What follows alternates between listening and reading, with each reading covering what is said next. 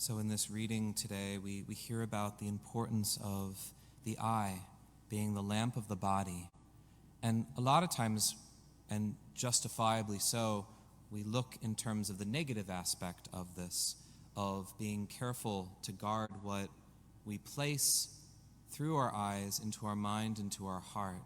And we can see the various temptations that are out there. Especially the temptation of lust is a classic one there of what we see, those glances, those clicks on the internet or whatever those things are. They can place that image that then takes over the mind and heart, and then the will leads to action. We can see in gluttony, we can see in envy, of jealousy, of these different things there. But I'd like to look at this first part here where it says, if your eye is sound, your whole body will be filled with light. Because what we are seeking in life is happiness. And what that happiness ultimately is resting in the beatific vision, the happy, the blessed vision of God. That's what that means. And this idea of vision is so important. And what the Lord wants to do in this life is to train us how to have that gaze through our senses to contemplate the grandeur of God, to discover God in his works, especially through the gift of creation. And to really see that all creation, the Psalms say, creation proclaims the glory of God. It tells forth the story. And I'd like to just give you two quotes that are from this book called Gilead. Let me see if I can find the author of it.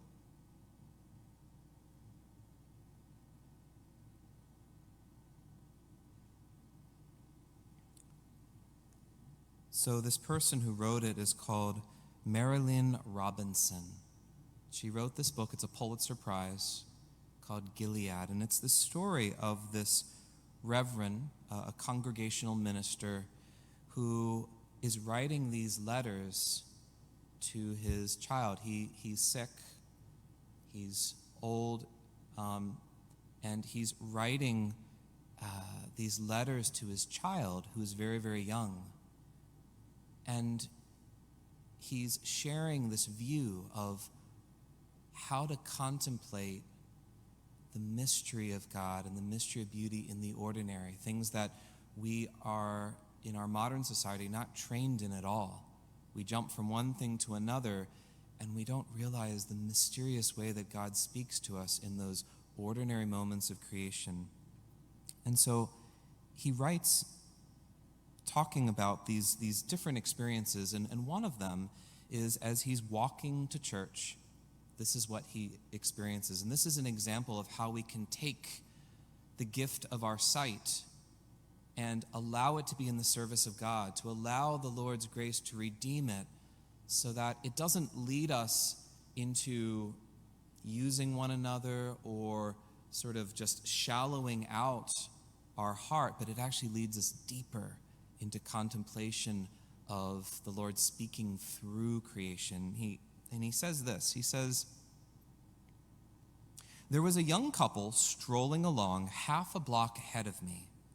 The sun had come up brilliantly after a heavy rain, and the trees were glistening and very wet. On some impulse, plain exuberance, I suppose, the fellow jumped up and caught hold of a branch, and a storm of luminous water came pouring down on the two of them, and they laughed and took off running, the girl sweeping water off her hair and dress as if she were a little bit disgusted, but she wasn't. It was a beautiful thing to see, like something out of a myth. I don't know why I thought of that just now, except perhaps because it is easy to believe in such moments that water was made primarily for blessing and only secondarily for growing vegetables and doing the wash. I wish I had paid more attention to it. My list of regrets may seem unusual, but who can know that they are really? This is an interesting planet. It deserves all the attention you can give it.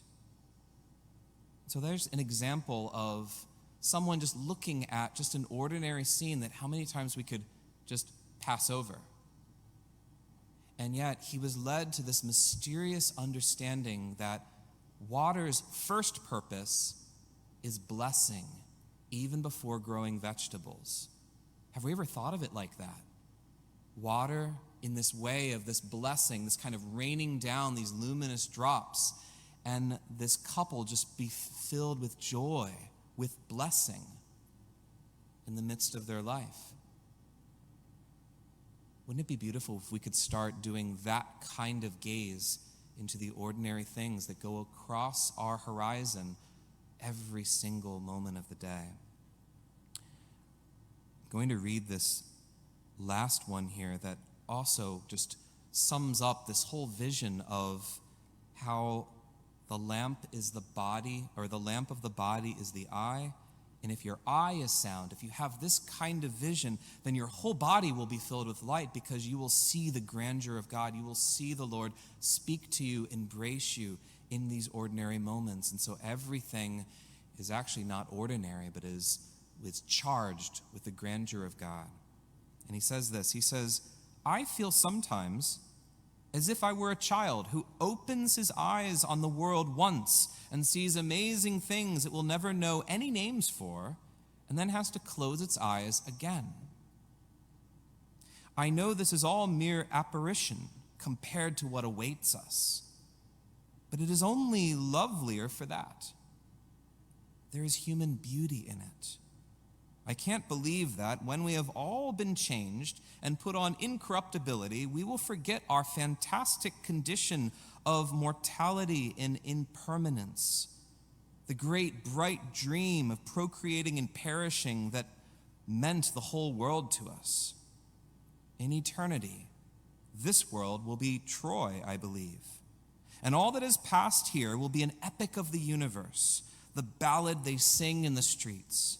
Because I don't imagine any reality putting this one in the shade entirely, and I think piety forbids me to try.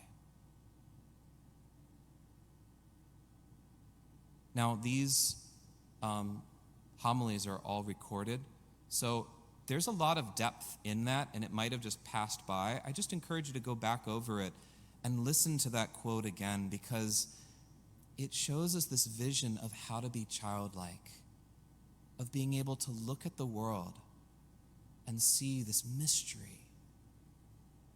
And this mystery is something that God created, and he doesn't just sort of put it away and say, well, that didn't mean anything.